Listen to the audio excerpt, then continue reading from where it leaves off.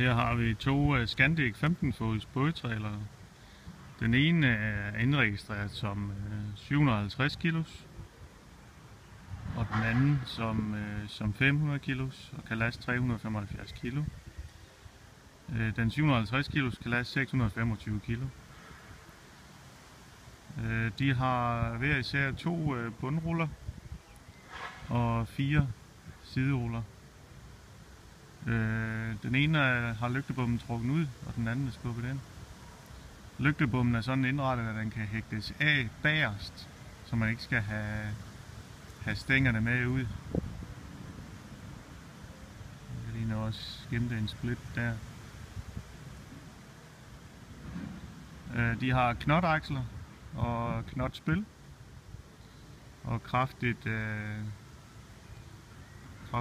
spiltårn.